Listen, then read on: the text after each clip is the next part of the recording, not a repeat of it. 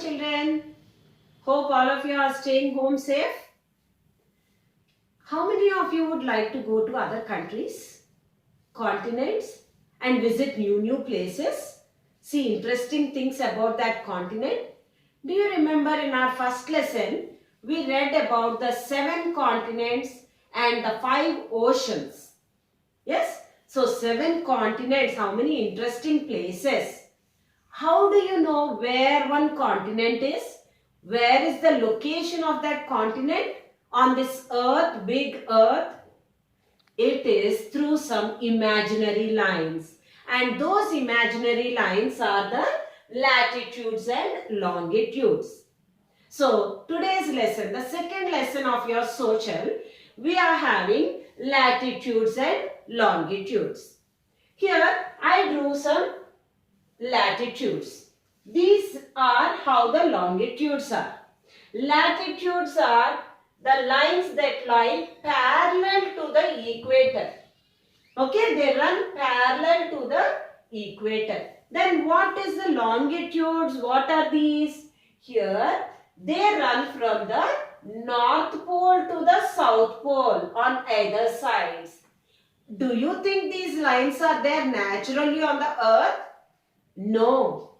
These are lines that are imaginary.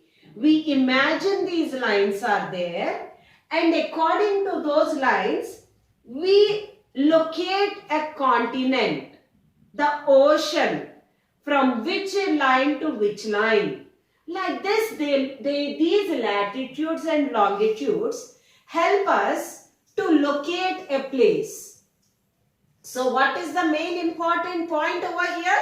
All these lines are helping in the location. Okay, what is a location then? A location is a place where something is there. It exists or something is happening. When something happens or something exists, something is there over there in a place, it is called a location. Okay children, all of you understood? So a location is a place where something happens or something exists. Is it a land? Is it water? Or is it some big mountain? Whatever it is called a location. So in location, we have 2 types of locations. In a location, we have 2 types. They are absolute location and relative location. Okay children, location is a place where something exists or happens. And in that location we have 2 types. Absolute location and relative location. What is an absolute location? What is a relative location then? Here there are some differences. Okay, now I have a question. Say like your friend is coming from Hyderabad. Okay, through in a train he is coming and he reaches the railway station. He calls you up and asks, now how do I come to your house? Then what will you say? You will tell some landmarks. Say like your house is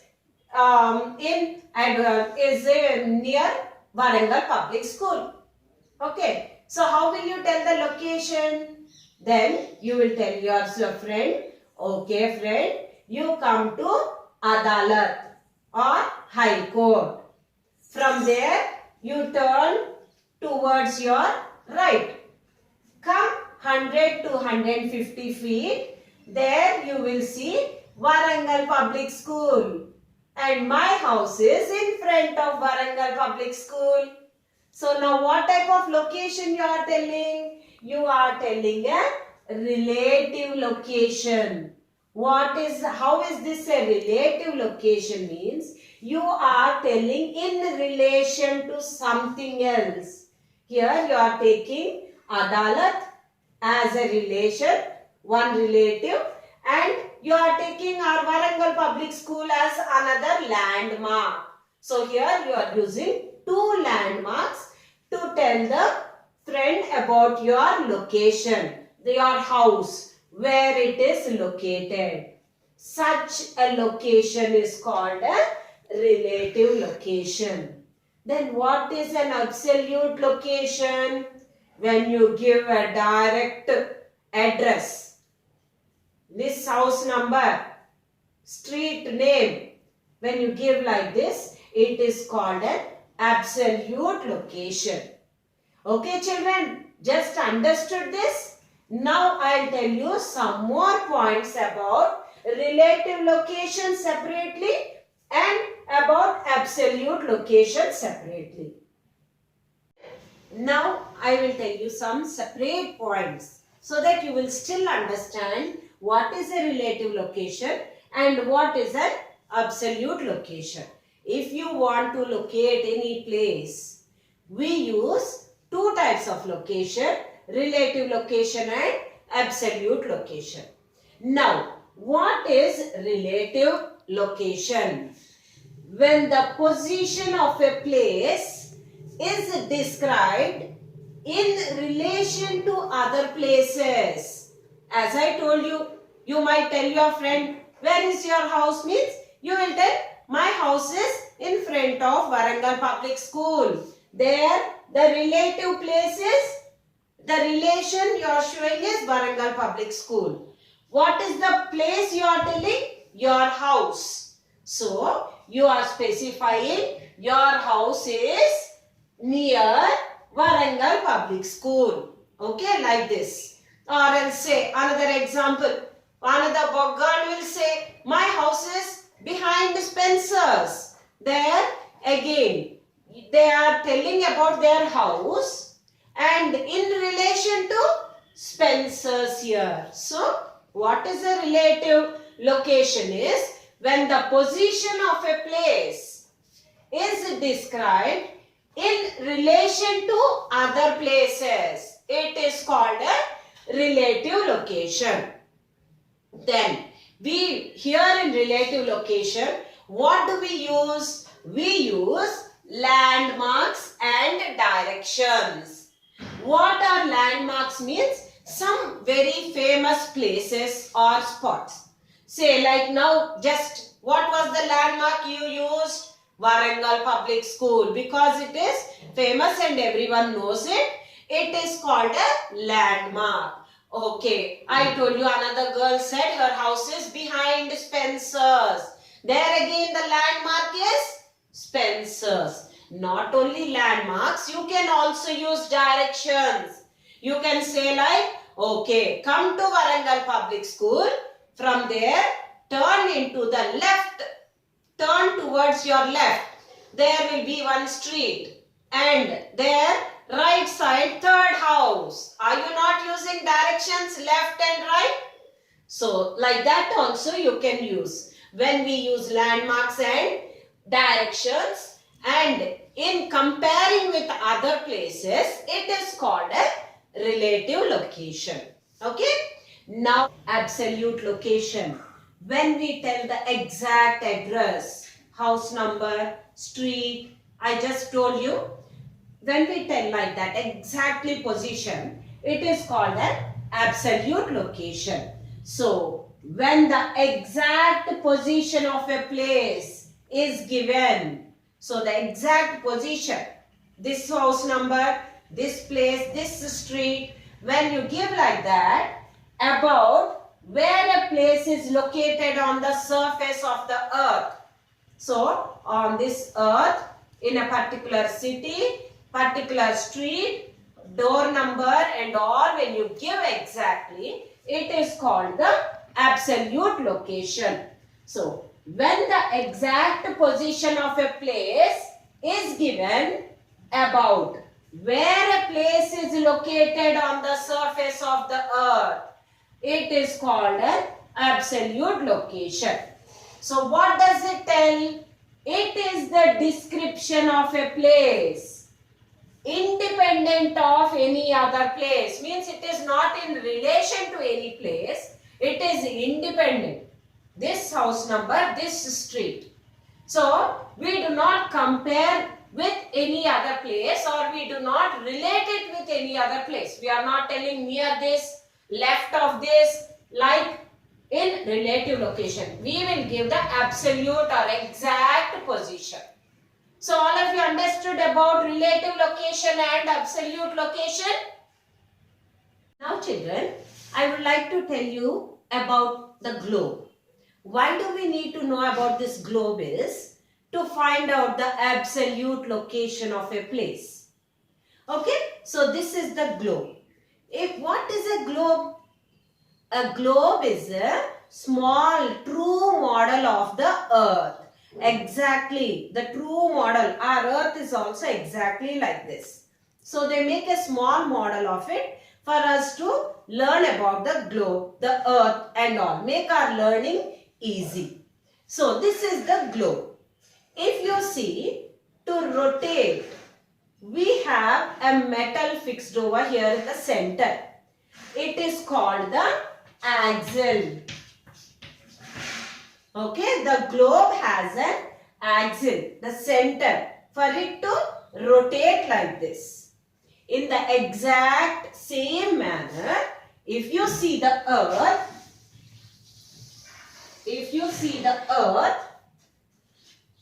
it also has an axle. Okay, it also has an axle. This axle is called the axis.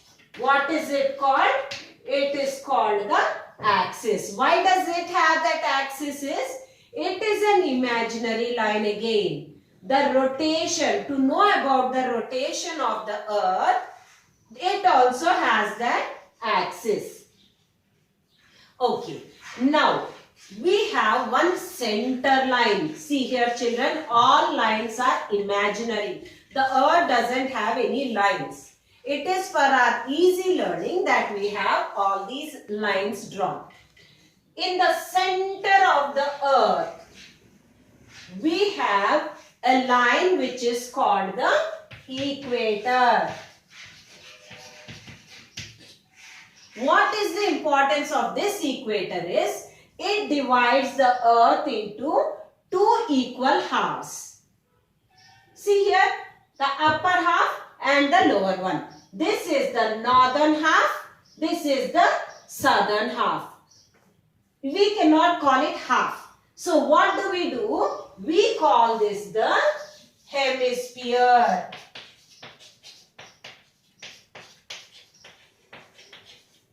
So we call each half of it as the hemisphere.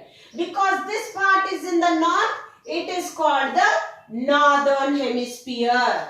So what is this called? It is called the northern hemisphere. So in the south it is called the southern hemisphere.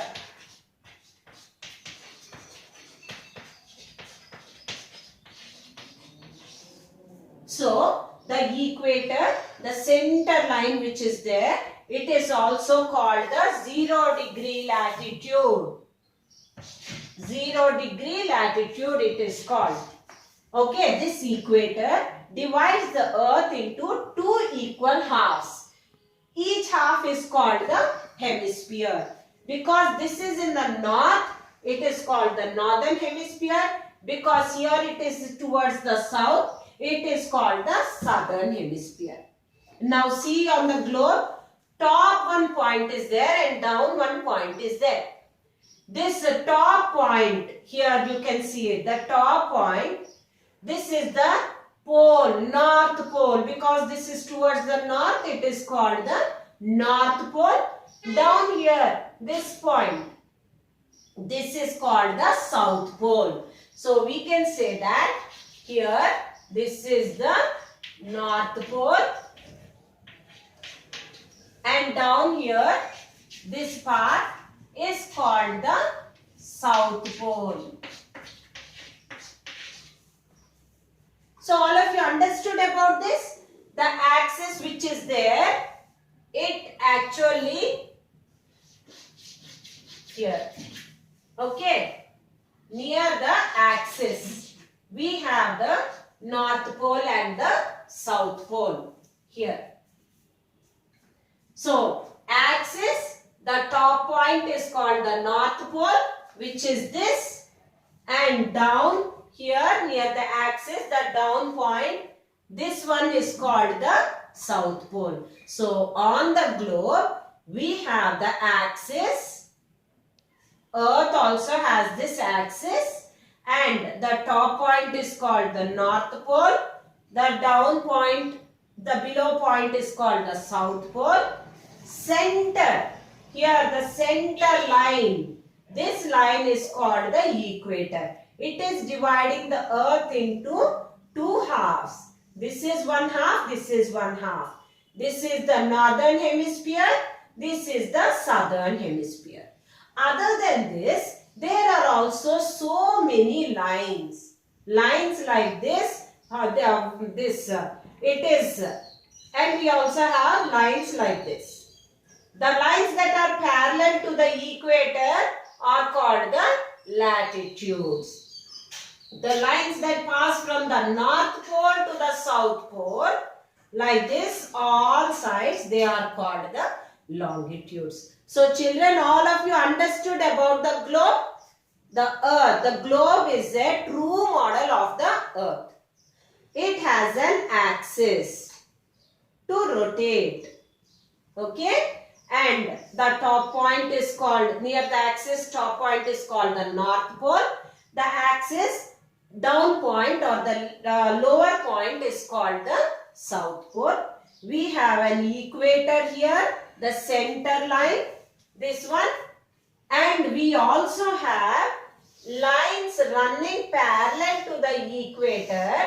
These are the latitudes. We also have lines running from the North Pole to the South Pole, like this, and these are called the longitudes.